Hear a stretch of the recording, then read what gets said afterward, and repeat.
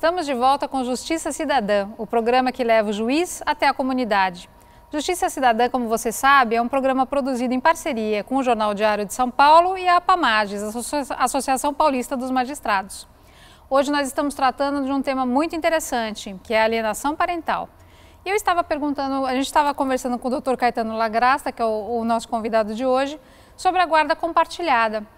Doutor Caetano, só para completar esse tema da guarda, por exemplo, as questões que envolvem a decisão de qual escola que a criança vai estudar, qual o curso extracurricular, por exemplo, que ela vai fazer. Como é que fica isso com a guarda compartilhada? Quando você fala em guarda compartilhada, você fala em atitude civilizada, em acordo entre os pais, genitores, avós, enfim, companheiros. Você tem que ter uma conduta civilizada. O que é uma conduta civilizada? É você garantir o melhor interesse da criança e do adolescente. E você garante isto se ela, por exemplo, não se dá bem num colégio tal. Vamos mudá-la para onde? Aí sim, os pais têm que, olha, aqui fica mais no meio do caminho para nós dois, aqui fica muito próximo para ele, é melhor, evita que o menino fique em transporte durante o dia, tarde, enfim. Isto é uma questão de civilidade. As pessoas civilizadas adotam a guarda compartilhada. Agora, aqueles que são incivis e que têm uma tendência ao mal, a ser pessoas más, inicialmente eles vão prejudicar o próprio filho. Eles vão prejudicar a prole. É o que eles esquecem no momento da discórdia. Isto num primeiro momento, quando termina o amor, quando termina o afeto e termina o casamento ou o companheirismo. Este é o primeiro. Mas depois, isto tende, se as pessoas não cumprirem com a palavra, não forem civilizadas, isto tende a se agravar contra a criança, num primeiro momento. Porque depois a criança pode perceber também que ela tem uma capacidade muito grande de chantagear. Aí é o desastre completo. Então, mas se um dos cônjuges, né, o marido, o ex-marido ou a ex-mulher, está alienando o outro, não deixa visitar, coloca na cabeça da criança que aquele é um mau pai ou uma má mãe, não tem condição então de se fazer uma guarda compartilhada, ou tem? Pelo contrário, os juízes é que têm medo, vamos dizer assim, os juízes não têm coragem de aplicar o que a lei determina. Porque se você pensar que nós vamos aplicar, o juiz tem que aplicar a guarda compartilhada somente quando há acordo, então ele homologa o acordo e ponto final. Não, e também não é que de repente eu acordo e vou dizer assim, naquele caso da Valéria, eu vou aplicar a guarda compartilhada. Não, isto para eu tomar esta decisão, eu tenho que ter feito estudos de equipes multidisciplinares, com pedagogos, com psicólogos, eventualmente com psiquiatras. Então, feitos esses estudos, aí sim o juiz pode determinar. Por quê?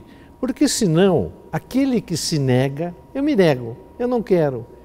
Ele está alienando a criança e o judiciário mantém ele nessa posição de alienador. O judiciário nada faz para impedir que ele prossiga nessa senda. Então, os juízes têm que ter isso em mente. O legislador determinou que eles determinassem a guarda compartilhada, mas a partir de estudos. O que é mais grave é que nós juízes, eu agora não mais, nós temos uma dificuldade incrível com a capacitação dos peritos e da equipe multidisciplinar. Então, um estudo desse não pode se prolongar por 2, 3 anos, porque senão quando sai a sentença ou o acórdão, a criança que já não é criança fala muito obrigado, mas eu não preciso mais disso. Então, doutor Caetano, o senhor falou que as condutas do alienador incluem, por exemplo, criar falsas memórias, falar mal do caráter da pessoa. há uma idade em que pode se definir que a criança está sujeita a esse tipo de interferência, ou isso ocorre até mesmo na adolescência, quando eles são maiores? Isso ocorre, eu tenho a impressão que não só com a criança, com o adolescente, mas também com os adultos. Um adulto fisicamente, não digo, mas psiquicamente frágil, ele pode ser envolvido numa falsa memória, inclusive dentro da política, dentro da atividade profissional. Mas no caso da criança, o que o alienador faz, e este é o entendimento que eu tenho defendido, conforme o grau de dolo, quer dizer, a vontade de prejudicar a criança ou o adolescente, ele está praticando um crime constitucionalmente previsto, que é a tortura. E a tortura conduz à prisão. Vamos dizer também que a prisão não seja o melhor para o núcleo familiar, mas esta pessoa que tortura, esta pessoa tem que ser tratada porque é doente, sem nenhuma dúvida é um doente, tem que ser tratada. E o que é mais interessante, ele não pode ser afastado ao convívio da criança ou do adolescente, porque senão nós inverteríamos a posição. Aí o judiciário estaria coonestando aquele que se dizia e que era alienado, e agora ele passa a alienar o alienador. É uma coisa bastante complexa. Perdoe. No caso da lei da palmada, eu vou abrir um pouquinho, a lei da palmada, todos sabem, foi por causa do menino Bernardo que acabou morrendo. Ali se criou uma nova espécie de alienação parental. É uma alienação que não envolve um terceiro. É direto entre o pai, ou a mãe, ou o avô, ou qualquer outra pessoa que queira alienar a criança e a própria criança. Quando você humilha a criança, isto está na lei com esta palavra, quando você humilha demasiadamente a criança, ela por fraqueza, ela pode chegar à morte. Ela pode chegar, como no caso de um outro menino que matou os pais, que eram policiais militares, ele pode chegar ao assassinato e ao próprio suicídio. Então, não pensem que a lei da palmada é mera repetição da lei Maria da Penha. Tem que ver especificamente esta questão de humilhar a criança. Não é só a violência física, ou esta é uma violência psíquica, quando você humilha demasiadamente a criança. E o Jairo Bauer, num artigo no Estado de São Paulo, ele transcreve parte daquelas conversas entre o pai e o menino. É de uma crueza hedionda.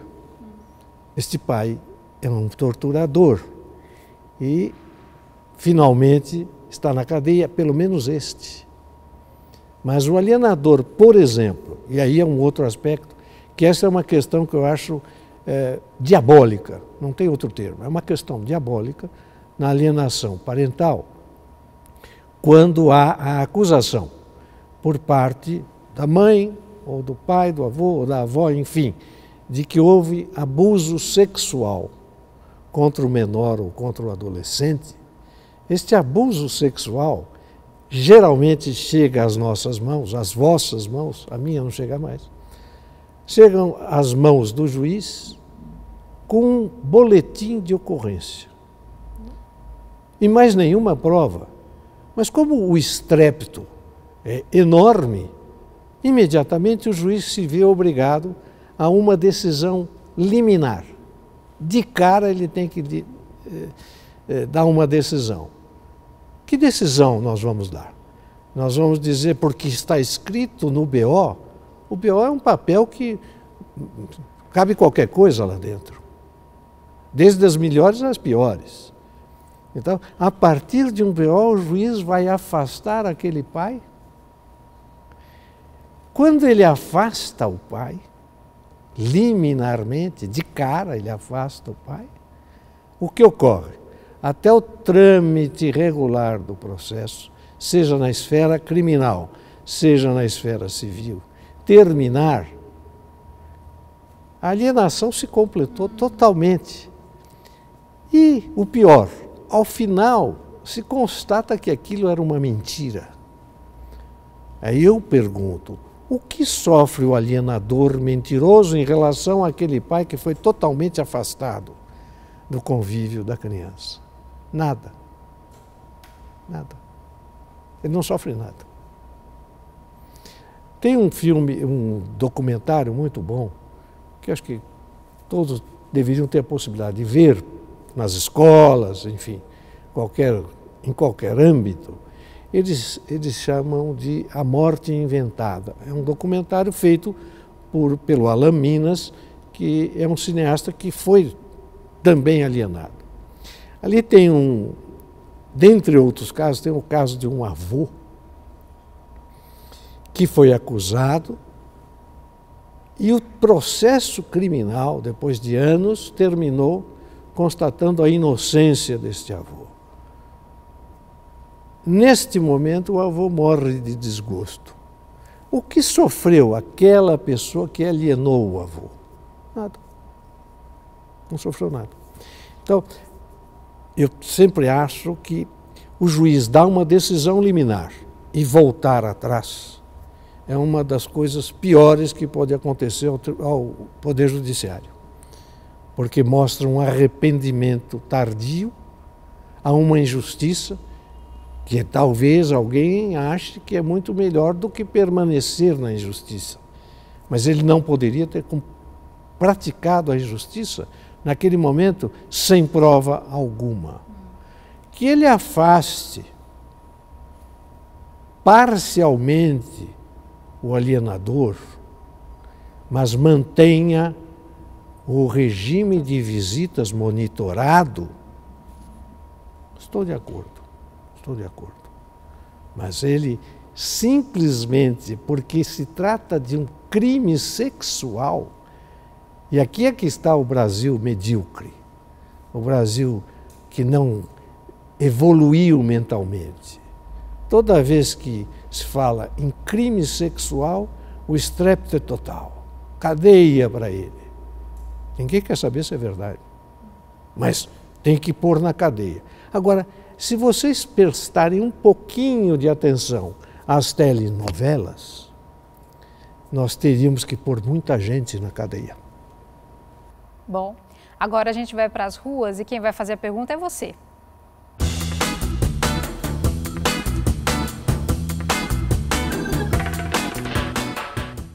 Se o pai não pagar a pensão, eu posso impedir a visita?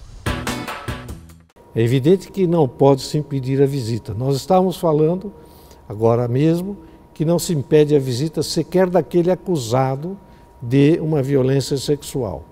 E aquele que não paga a pensão, há meios para que você o obrigue a fazê-lo, mas não impedir que ele seja, de uma certa forma, alienado à convivência do filho porque não pagou a pensão. Isso é completamente absurdo. Isto nenhum tribunal tem dado, nenhuma Câmara tem dado, e acredito que nenhum juiz tenha dado isto. Agora a gente fica com a seguinte questão, né? O senhor colocou bem claramente que o alienador é uma pessoa doente, ele precisa ser tratado, né, na maioria das vezes. E se ele se recusa a qualquer tipo de tratamento? Porque continuar permitindo que ele conviva da mesma forma com o filho não é permitir que ele dê vazão aí ao processo de alienação sem qualquer outra consequência? Aqui tem um aspecto técnico que eu acho que não é o caso de se mexer num programa que é voltado para o público em geral. O aspecto técnico é que o juiz tem que estar sempre atento à carga dinâmica da prova. Vamos ficar com estas 3 palavras para dizer o seguinte: o juiz, quando constata que uma das partes é vulnerável, ela é fraca, porque fraca economicamente ou fraca tecnicamente, este juiz não é que ele vai bandear para um lado desta pessoa. Este juiz tem que procurar de uma forma que a prova seja melhor apurada. Não basta dizer, ele não apresentou prova, eu julgo no Estado e julgo improcedente. Isto é uma malandragem judiciária. Não se pode fazer isso. Agora, quando você diz, como é que nós vamos forçar o indivíduo a fazer um tratamento? Não, você não força. Você vai conduzindo a questão, penso eu, da seguinte forma. O senhor precisa de um tratamento médico. Não, eu não preciso. Então nós vamos afastá-lo do seu filho. Então teria uma medida. Essa é uma de medida, afastamento. isto também é uma espécie de chantagem. Pior ainda seria se o Ministério Público interviesse e determinasse a internação compulsória do indivíduo. E todos sabem, aliás, seria interessantíssimo fazer um programa nas casas de custódia e tratamento de São Paulo. Vocês vão ver a que condição fica reduzida a pessoa num lugar destes. Mas, enfim, teria que ser um pouco de bom senso, não, porque o inferno está cheio de bom senso, mas teria que ter alguma coisa que, de uma maneira, vamos dizer, civilizada, obrigasse aquele indivíduo ao tratamento, que ele tem que pagar não só o dele, como daqueles que foram alienados, a se submeter ao tratamento. E se não o quisesse, ele se veria alijado ao convívio da criança ou do adolescente. Nossa, o assunto é interessantíssimo mesmo, não é, gente? Vamos de novo para um rápido intervalo. E não esqueça, mande as suas dúvidas e sugestões para o nosso e-mail justiçacidadã@diariosp.com.br.